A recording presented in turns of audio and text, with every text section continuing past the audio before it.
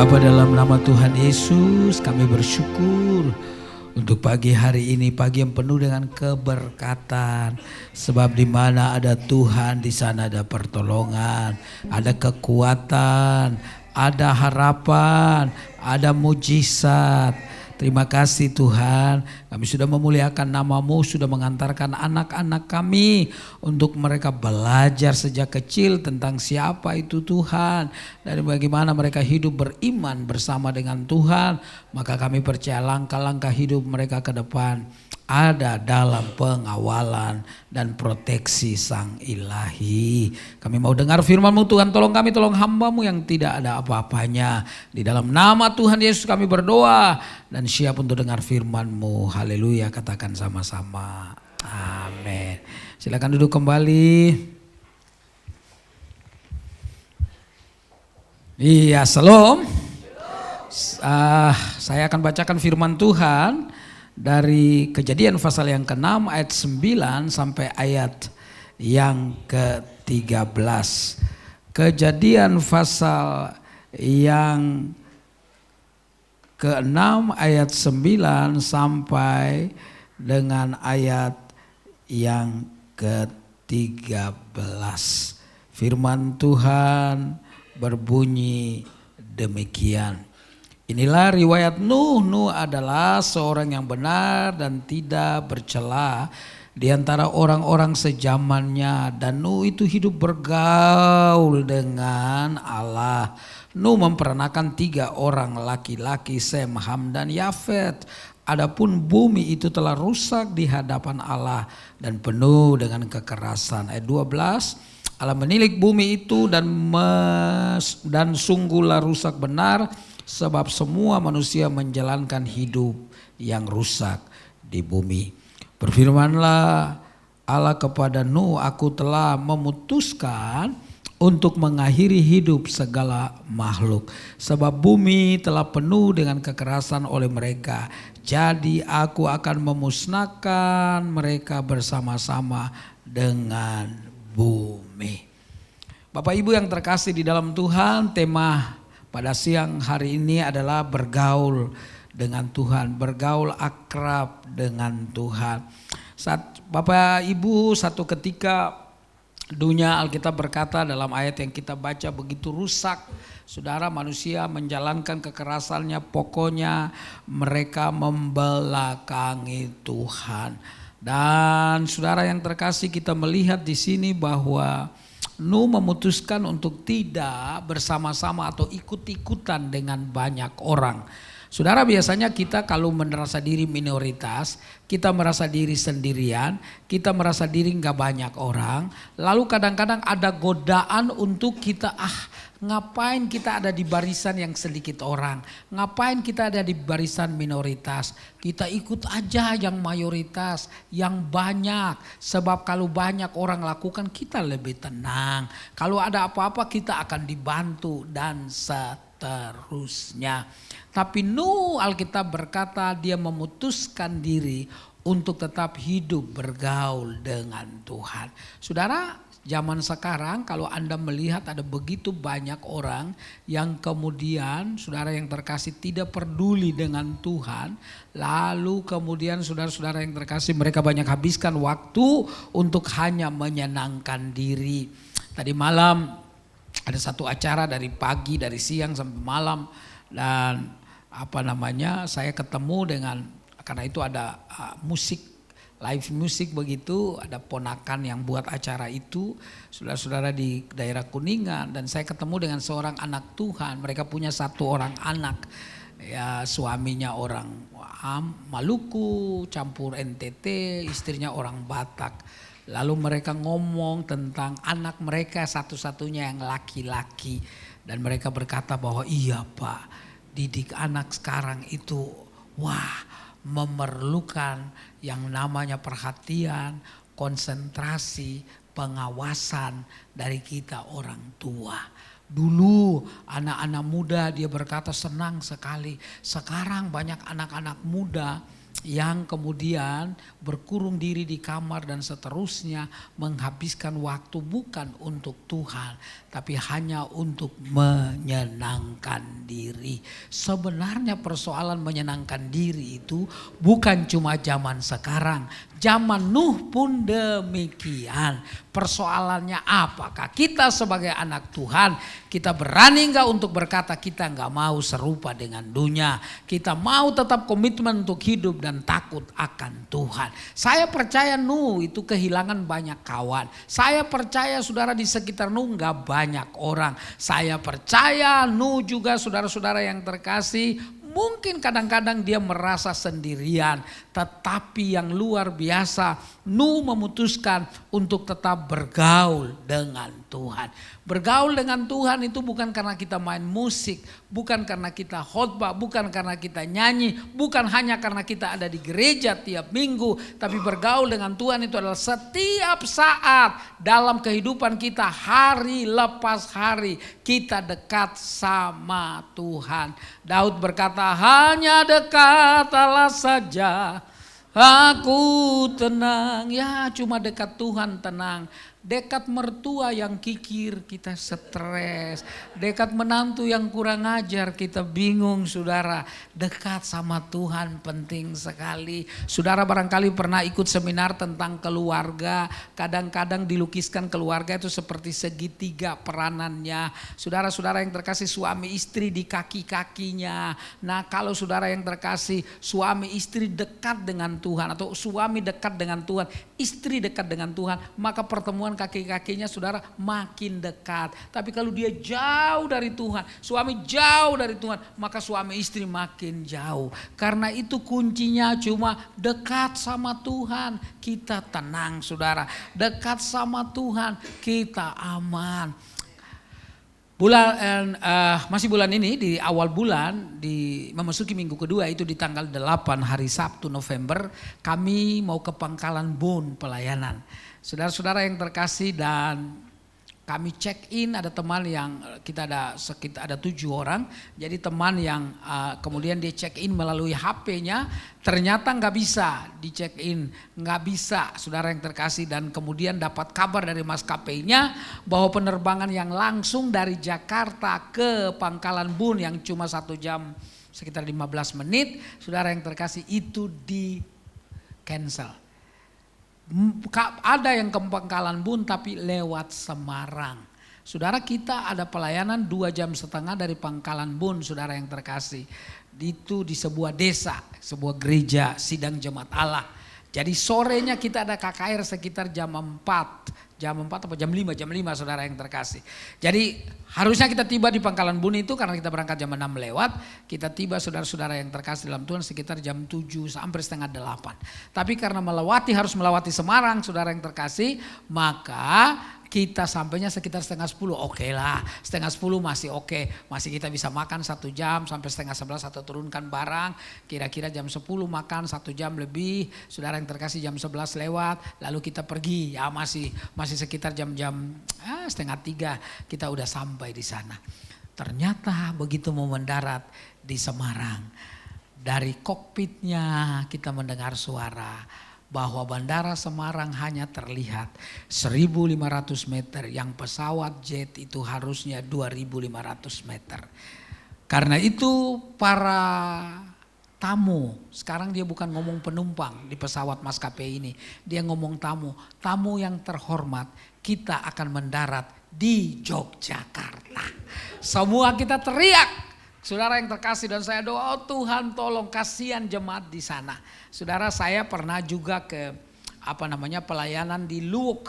Luwuk pakai K itu berarti Sulawesi Tengah. Kalau Luwuk nggak pakai K, Luwu saja, itu Sulawesi Selatan. Demikianlah pelajaran geografi. Saudara-saudara yang terkasih dalam Tuhan. Jadi tahun lalu waktu saya Natal di Luwuk itu juga sama. Kan melalui ujung pandang saudara yang terkasih Hasanuddin. Begitu mau mendarat dikasih tahu, kita berputar-putar. Lalu mereka berkata, kita akan berputar 15 menit lagi karena dari menara tidak mengizinkan untuk kita mendarat. Dan kalau 15 menit kita nggak bisa mendarat, kita akan mendarat di Balikpapan. Saya teriak, oh Tuhan kasihan jemaat yang di salah satu perusahaan minyak minyak, perusahaan gas di daerah Luwuk yang undang saya untuk KKR Natal. Kasihan, saya bilang kasihan Tuhan, tolong mereka. Karena itu saya terus berdoa sementara pesawat itu berputar-putar dan tidak sampai 15 menit kemudian rodanya terbuka dan kita bisa mendarat dan pergi ke Luwuk. Karena itu saya yakin itu, saya bilang Tuhan engkau pasti tolong. Nah dari Jogja itu kita balik lagi ke Semarang, mendarat di Semarang. Begitu mendarat full memang penumpangnya dan kita naik dan pergi. Dan malam hari itu nggak banyak jemaatnya. Jemaat aslinya nggak banyak juga dan banyak dari gereja-gereja yang lain. Dan saya doakan saudara-saudara yang terkasih. Salah satu yang saya doakan itu ternyata mantan sekretaris daerah, sekda namanya. Orang kedua, orang yang sangat penting di sebuah kabupaten sesudah bupati yang mengurus semua organisasi saudara. Dia datang dan dia didoakan. Besoknya pendeta bilang, Pak itu mujizat. Karena bapak itu yang pertama dia pejabat, yang kedua dia dari gereja yang gak suka didoakan kayak gitu maju-maju ke depan. Gak suka saudara, ada gereja yang begitu, ya gak apa-apa, itu aturan. Saya pernah khotbah di Depok, saudara-saudara yang terkasih. Sama juga begitu saudara, mereka bilang Pak datang tolong jangan terlambat, siap. Pak datang kalau bisa pakai jas dan pakai dasi, siap. Pak khotbah jangan lebih dari 40 menit, siap. Dan yang keempat, Bapak kalau tantang orang untuk bertobat jangan suruh angkat tangan, apalagi berdiri. Itu saya nggak ngomong iya saudara. Karena saya pikir kalau di gereja saja orang sudah malu mengaku Yesus itu Tuhan. Apalagi di luar. Mimbarnya agak tinggi, ini gereja Protestan, gereja suku saudara yang terkasih. Saya naik mimbarnya agak naik tangga kecil. Jadi saya lihat ke bawah begini. Mantap, saya percaya kalau Tuhan datang saya pasti duluan dekat surga kan saudara yang terkasih. Lalu saya khotbah saudara-saudara yang terkasih di dalam Tuhan. Saya khotbah, sekitar ada 3 artis nyanyi dan saya khotbah sudah hampir 40 menit. Lalu saya berhenti minta satu nada, lalu kami nyanyi, aku berserah pada Yesus jurus, ulang-ulang nyanyi. Lalu saya bilang di atas ada anak muda sekitar 200 sampai 300 orang, di bawah sekitar 500 sampai 600 orang gerejanya. Dan saya bilang dengar baik-baik, malam hari ini saya kutip Kisah 4 ayat 12. Petrus berkata di bawah kolong langit ini tidak ada nama lain yang diberikan yang di dalamnya manusia bisa diselamatkan kecuali di dalam nama Yesus. Karena itu saya bilang gereja tidak bisa menyelamatkan, hamba Tuhan tidak bisa menyelamatkan, yang menyelamatkan satu-satunya cuma Tuhan Yesus. Karena itu kalau diantara saudara yang mau menerima dia, percaya dan menerima dia sebagai juru selamat, saya bilang silakan angkat tangan. Itu berarti kan saya bertolak belakang dengan orang yang telepon saya itu. Dan seorang bapak angkat tangan, diturunin tangannya sama ibunya. Diturunin saudara yang terkasih. Karena memang gak biasa angkat tangan. Bapak ibu yang terkasih dalam Tuhan. Tapi anak-anak muda di balkon mereka lebih spontan. Di mana-mana anak muda itu lebih spontan. Mau kurang ajar juga kan spontan saudara yang terkasih. Lalu angkatan deretan majelis ada 20 orang yang lagi duduk. Saudara saya bilang tunduk kepala sekali lagi dengar baik-baik.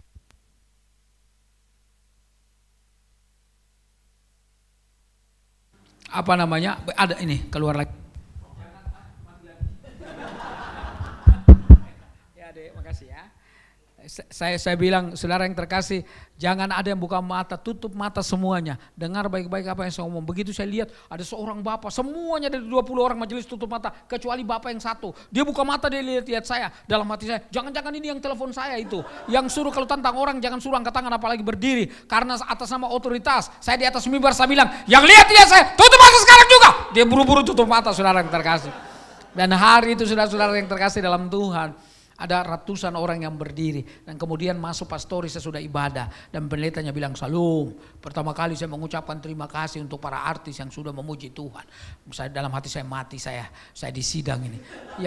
Yang kedua dia bilang kepada Bapak Amang Pendeta, oh saya pribadi sangat diberkati. Bulan depan kami mau retreat, pimpin lagi Bapak retreat kami katanya. Saudara, jadi jangan pernah malu untuk bersaksi. Jangan pernah malu untuk bicara tentang nama Yesus. Nggak ngetop nggak apa-apa. Nggak dipuji nggak apa-apa. Bahkan dihina sekalipun nggak apa-apa.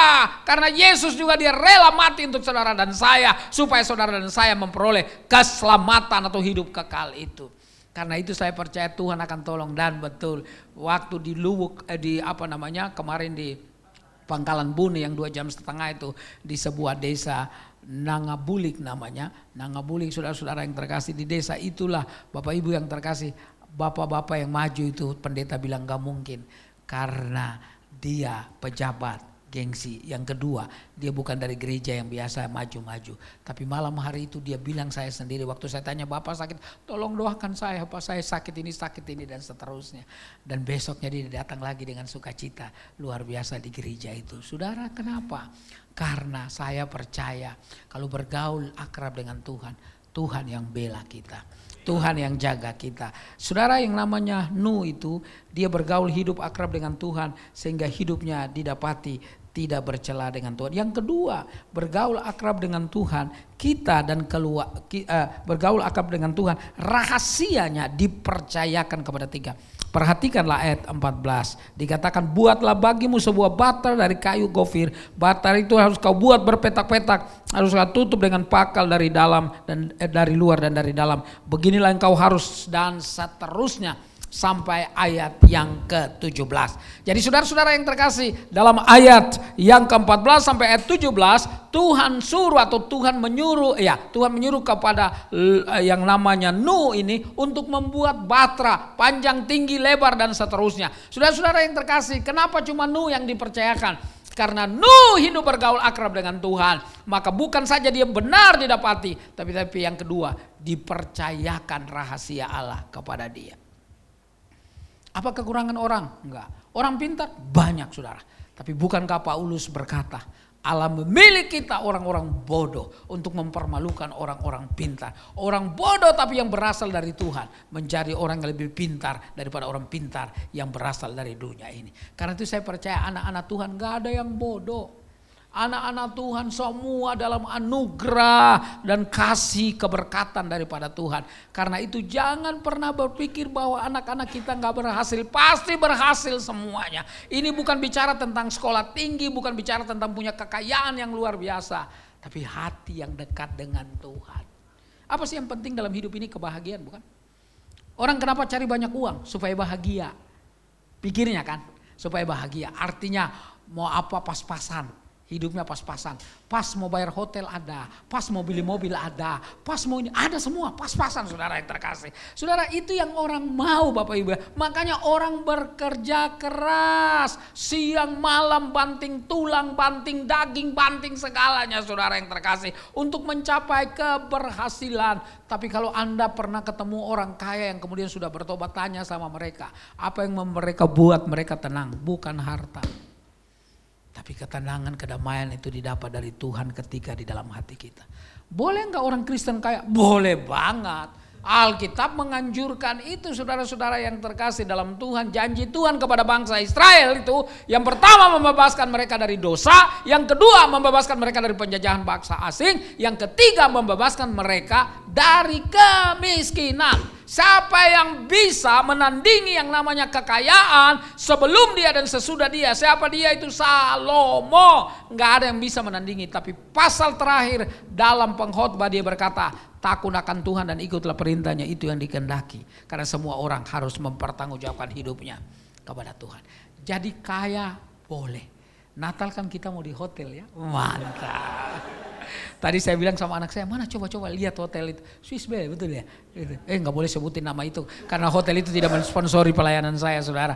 Kita mantap. Saya bilang sama istri nanti ikut, anak-anak ikut. Semua di tanggal. Boleh ya? Anak-anak istri kan boleh. Pakai nanya lagi Bapak. Saudara yang jadi kita akan sama-sama tanggal 25, saudara. Tanggal 25 siangnya, paginya saya khotbah di gerejanya Pak Yusuf Roni, almarhum. Saudara yang terkasih, jadi nanti sore baru kita ketemu. Tapi saudara yang terkasih, siapa yang bisa menyangka? Kan saya juga pikir, ih mantap ini hotel ini. Gerejanya biasa aja tapi hotel. No, maksud saya Tuhan mau bilang begini, segala sesuatu yang kamu lakukan karena kamu ingin Tuhan dikenal, dimuliakan, aku bertanggung jawab untuk hidup kalian. Saya yakin dan percaya, karena itu anak Tuhan gak ada kekurangan. Saudara yang terang, gak ada kekurangan. Tetapi jangan sampai Anda berlebihan tapi caranya salah. Karena orang suka bilang begini, di Jakarta ini kalau mau cari mau cepat kaya kan cepat, cuma 4 langkah. Kalau mau cepat kaya di Jakarta, dengan metode 4 langkah saja Anda cepat kaya. Berani, sabar, tabah dan kuat, itu saja. Berani, sabar, tabah dan kuat, cepat kaya. Berani kalau berhutang, sabar mengembalikan hutangnya, tabah kalau ditagih hutangnya, dan kuat kalau digebukin karena nggak bayar hutang, saudara. Nah. Itu prinsip yang salah. Saya percaya Tuhan sampai sekarang dia masih tetap bekerja untuk mendatangkan kebaikan bagi mereka yang mengasihi. Karena itu anak Tuhan tidak boleh malas. Yes, anak Tuhan nggak boleh malas. Anak Tuhan harus betul-betul rajin, saudara yang terkasih.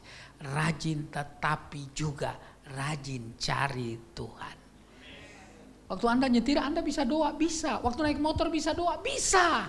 Tapi please jangan tutup mata. Ya, sebab Anda kalau naik motor tutup mata, itu Anda doa penyerahan diri sekaligus, saudara. Saudara, rasa syukur kita kepada Tuhan. Pagi-pagi saya nyembah Tuhan di depan kaca, saya naikin tangan, saya nyanyi, naikkan hati saya sebelum kami doakan keluarga, doakan kakak saya yang lagi sakit, ada di rumah mau dioperasi beberapa mungkin hari ke depan, saudara-saudara yang terkasih. Tapi saya nyembah Tuhan karena Tuhan baik, Tuhan baik. Tuhan baik, Tuhan baik. Kalau saudara ingat semua kebaikan Tuhan, saudara-saudara yang terkasih, saya percaya kita semua bisa maju ke depan bersaksi.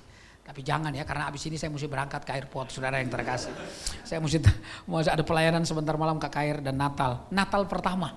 Saya bilang tanggal 30, ya abis Bapak di bulan Desember katanya susah, jadi udahlah kami maju. Gas, saya bilang gas abangku, saudara-saudara yang terkasih. Jadi doakan supaya malam hari ini banyak anak muda yang bisa percaya kepada Tuhan Yesus di Pontianak. Yang ketiga, saudara-saudara yang terkasih dalam Tuhan, bahwa kita dan keluarga kita dijaga oleh Tuhan. Ayat 18 berkata, tetapi dengan engkau aku akan mengadakan perjanjianku, dan engkau akan masuk ke dalam bahtera itu, dan engkau bersama-sama dengan anak-anakmu dan istrimu dan istri anak-anakmu. Itu berarti ada berapa orang di dalam bahtera? 8 orang. Ya, Nuh dengan istrinya dan 3 anak dengan istri masing-masing. Jadi 8 orang. Saudara, apakah nggak ada orang lain yang diajak? Saya percaya yang namanya Nuh itu dia pasti sudah berkhotbah. Saya percaya waktu dia buat bahtera itu orang bilang, Nuh, lo ngapain? Lo waras. Yakin lo waras? Ngapain lu bikin kayak begitu, ngapain? Tuhan yang suruh, karena sebentar lagi air bahkan ini musim panas, musim panas nggak mungkin, jarang hujan besar, nggak mungkin. Ini Tuhan yang percaya bilang sama saya, dan saya kasih tahu kepada kalian, bertobat. Alah, kita masih muda, ngapain mikir-mikir tentang Tuhan. Jadi saya percaya hati Nuh dan penuh kasih, dia ngomong tapi terus dia lakukan. Dan kemudian hujan itu datang. Berapa lama hujan itu datang? 40 hari. 40 malam. Enggak usah 40 hari. 4 hari saja Jakarta tenggelam, saudara yang terkasih. Bapak Ibu yang terkasih, 40 hari 40 malam. Lalu kemudian air hujan itu, saudara yang terkasih, Bapak Ibu atau bahtera itu terapung-apung berapa hari? 150 hari. Semua yang bernafas, semua yang hidup, hari itu mati. Tapi Nuh dengan istrinya dan 3 orang anak, 3 menantunya, mereka hidup. Itu berarti orang yang dekat dengan Tuhan, kehidupanlah yang menjadi bagian dalam hidupnya. Karena itu Yosua berkata dalam hari tua. Yosua berkata di hari tuanya, saudara-saudara yang terkasih. Yosua 24 ayat 15b, aku dan seisi keluargaku, kami tetap beribadah kepada Tuhan.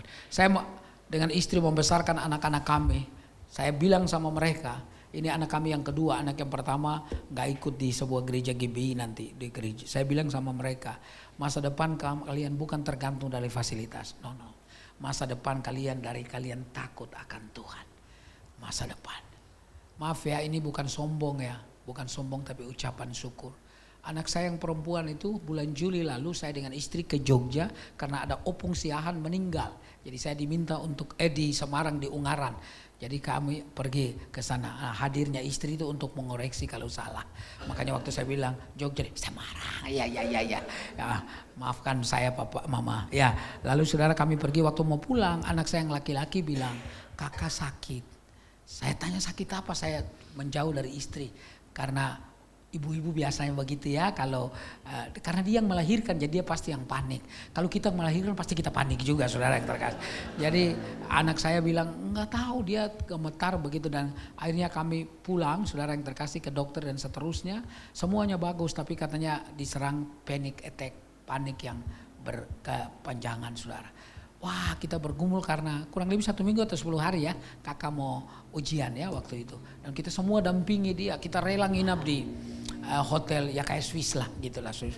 Kita nginap, saudara-saudara yang terkasih nginap di sana untuk dekat dengan anak kami. Dia ujian kami dorong, kami nyanyi, dan kemudian saudara yang terkasih kemarin hari Kamis ya tanggal 27 dia wisuda S2-nya di UPH dengan cum laude, saudara yang terkasih.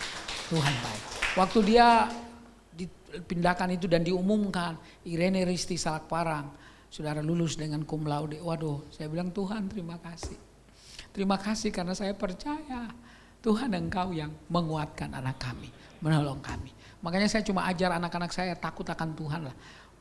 Mereka berdua belum ada yang bilang mau jadi pendeta, belum, karena mereka lihat papanya pendeta kok pendek begini, ya nggak apa-apa. Saudara-saudara yang terkasih, tapi nggak apa-apa. Ya anak saya selalu doa yang penting takut akan Tuhan. Dia orang hukum, saya bilang takut akan Tuhan, penting banget takut Tuhan. Karena saya percaya kita dan keluarga kita ya, kita nggak minta-minta ya, amin. Kita nggak ada minta-minta, sampai masa putih rambutmu, aku nggak pernah melihat orang percaya itu minta-minta, nggak saudara, nggak minta-minta. Saudara, yang persembahan ini bukan minta-minta, itu kewajiban saudara yang terkasih. Jangan bilang, oh di gereja juga minta, ayo kasih. Saya ini kan pelayanan anak-anak debt collector kan, anak-anak timur, anak-anak Ambon, Papua. Saudara kan badannya besar-besar, tato juga banyak. Bagus itu kalau mereka yang bawa kolekte menurut saya di gereja. Pak, kolekte Pak, kurang Pak, tambah lagi. Wah mantap itu saudara. Tapi saudara-saudara yang terkasih, anak-anak preman itu 3 orang jadi hamba Tuhan dari mana? Luar biasa Tuhan. Yang terakhir saudara yang terkasih. Yang pertama, ketika kita dekat bergaul akrab dengan Tuhan, yang pertama hidup kita menjadi benar dan tidak bercela. Yang kedua, ketika kita bergaul akrab dengan Tuhan, maka Tuhan mempercayakan rahasianya kepada kita. Yang ketiga, ketika kita bergaul dengan Tuhan, maka kita dan keluarga kita dijaga oleh Tuhan. Dan yang keempat, ketika kita bergaul dengan Tuhan, kita melakukan tepat seperti yang Tuhan mau kita lakukan. 22 pasal yang ke-6. Kejadian. Lalu Nuh melakukan semuanya itu tepat seperti yang diperintahkan Allah kepadanya. Demikianlah dilakukannya. Saudara, kemauan Tuhan dengan kemauan kita itu selalu berperang tiap hari, saudara yang terkasih. Peperangan kita, saudara yang terkasih, melawan roh-roh jahat di udara. Peperangan kita melawan penguasa-penguasa udara. Tapi saya percaya penguasa tunggalnya itu yang sudah mengalami kemenangan itu, Yesus Tuhan. Karena itu saudara yang terkasih, mari kita berdoa supaya apa saja yang kita lakukan itu sesuai dengan kehendaknya. Wah, itu sangat dibutuhkan sebuah kepekaan untuk kita tahu ini kehendak Tuhan atau bukan. Tapi saya percaya apa yang memuliakan Tuhan, lakukanlah itu. Satu kali saya di sebuah persekutuan di daerah Pluit, persekutuan hari Sabtu. Ada seminar saudara yang terkasih. Mereka tiap Sabtu itu saudara ibadahnya jam 5. Lalu sesudah itu ada pertanyaan begini, ada satu anak perempuan. Pak, kantor saya kan keluarnya jam 5 Pak. Kalau saya jam 5 keluar baru ke sini saya terlambat Pak. Jadi saya pokoknya jam 4 saya udah pergi. Teman-teman saya bilang begini, waduh kamu ibadah. Tapi Tuhan nomor 1 dia bilang. Saya bilang salah. Kamu gak boleh begitu. Kalau memang kerjanya aturannya harus pulang jam 5, harus pulang jam 5. Jadi gimana ibadah? Berdoa supaya kamu dapat kerja yang pulangnya sebelum jam 5. Bukan kamu kelihatannya sama Tuhan takut, tapi sama perusahaan kamu gak hormat, gak jadi kesaksian. Jadi bukan yang begitu, gak usah cari kehendak Tuhan yang begitu. Udah tahu, Pak. Walaupun kami beda agama, tapi saya percaya dia sudah ikut gereja, sudah duduk di belakang. Itu belum menikah, dengar baik-baik. Itu belum menikah. Kalau sudah menikah dia nggak akan masuk, apalagi sudah punya anak. Dia larang kamu dan anak kamu untuk ke gereja. Udah pasti begitu, nggak usah pakai doa, nggak usah cari kehendak Tuhan. Pokoknya memastikan bahwa calon kamu adalah orang yang takut akan Tuhan. Mencintai Tuhan, tapi saling mencintai juga. Kalau cuma cinta Tuhan gak saling mencintai, apa jadinya saudara? Ayo sayang kita ke kamar. Enggak, saya lagi doa. Sayang kita, enggak, saya lagi Tuhan. Hubungan saya dengan Tuhan lebih penting dari hubungan saya dengan kamu. Pasti cerai saudara yang terkasih. Karena itu harus saling mencintai juga. Dan saya percaya, mari kita lakukan hal-hal yang Tuhan mau lakukan. kita lakukan. Dalam istilah teknik itu adalah presisi saudara. Tepat, gak ke kiri, gak ke kanan. Saudara, kata hamartia itu, kata dosa itu diterjemahkan dalam bahasa Inggris mistarget. Jadi kalau Tuhan kasih kita harusnya punya nilai 8, Justin ini kan pintar ya Bu Justin ini. Kalau punya nilai 8 lalu Bu Justin cuma dapat 7, itu dosa. Setiap kita kalau Tuhan sudah tetapkan kamu harus punya nilai, harusnya kamu maksimalnya di 8. Kita cuma di 7, itu dosa, itu mistarget, itu meleset dari sasaran. Karena itu kembangkan diri terus, buat diri kita maju dan terusnya. Untuk siapa? Bukan supaya kita bangga diri, bukan. Tapi supaya Tuhan yang dimuliakan, bahwa Dia memberkati kita. Juga gak usah cemburu. Saya suka lihat, saudara, tapi jadi pelajaran. Ada hamba-hamba Tuhan yang sabar. Saya gak terlalu bisa sabar kok, gak bisa. Saya lihat ada orang dulu, ada Om Mesak namanya, saudara yang terkasih di SJ Mesak, Gembala Sidang Petamburan. Saya dulu di GBI Petamburan situ. Jadi Om Mesak kasih tugas saya, Henry kamu bikin grup-grup nyanyi. Jadi saya bikin grup nyanyi sampai kami nyanyi di televisi dulu. Saudara, itu Om sabarnya luar biasa. Om itu menurut saya jarang ketemu dengan hamba Tuhan yang apa adanya. Kita kalau pergi keliling Jawa Tengah, kita pelayanan, kita makan, saudara, nggak di restoran, di pinggir jalan kita makan. Sebab kalau di tengah jalan ketabrak, saudara yang terkasih. Di warung-warung kecil aja nggak ada masalah si Om itu. Wah, makanya saya belajar dari kerendahan hati itu. Di Om Mesak yang saya kenal. Karena itu saudara-saudara yang terkasih, mari peka dengan tuntunan dan suara Tuhan supaya hidup kita berkenan kepada Dia. Tunduk kepala kita berdoa. Bapa di dalam surga, kami mengucap syukur Tuhan untuk siang hari ini. Kami berterima kasih untuk kasih sayang Tuhan, untuk anugerah Tuhan, untuk pertolongan Tuhan. Engkau sangat baik, Engkau sungguh baik. Terima kasih Tuhan Yesus, terima kasih Tuhan. Pada siang hari ini kami menyerahkan diri kami masing-masing ke dalam tangan-Mu. Biar Tuhan Engkau yang menolong setiap kami, supaya kami hidup bergaul akrab dengan Tuhan. Kami sungguh mengandalkan Tuhan lebih daripada apapun juga. Minta kunci deh, minta kunci. Haleluya. Mari kita nyanyikan lagu ini sebagai komitmen kita kepada Tuhan.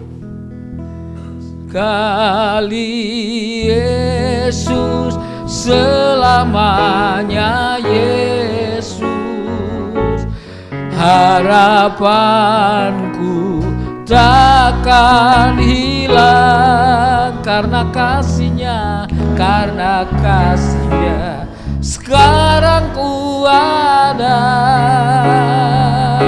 Oh Yesusku, ku cinta Kau selamanya. Sekali Yesus selama, ya Tuhan, hanya Engkau pujaan kami, penyembahan kami, kebanggaan kami. Terima kasih karena kasih-Mu, karena kasih-Mu sekarang ku ada. Oh Yesusku, ku cinta Kau selamanya. Bapak, karena Tuhan sudah mengasihi kami terlebih dahulu, biarlah kasih Tuhan yang ada di dalam hati kami kembalikan untuk mengasihi-Mu. Dalam hal apa saja, dalam pelayanan, dalam pekerjaan, dalam rumah tangga, mendidik anak-anak, menghormati orang tua, melakukan pekerjaan kami di kantor, melakukan semua tugas-tugas pelayanan kami dengan kasih kami kepada Tuhan. Terima kasih, berkati gereja ini Tuhan, dalam nama Tuhan Yesus. Supaya persekutuan kami persekutuan yang dalam, karena kami bangun hubungan yang akrab dengan Tuhan. Sehingga kami bisa memastikan pasti hubungan kami sesamanya pasti akrab dan dalam. Terus menyerahkan acara Natal di tanggal 25 ke dalam tangan-Mu.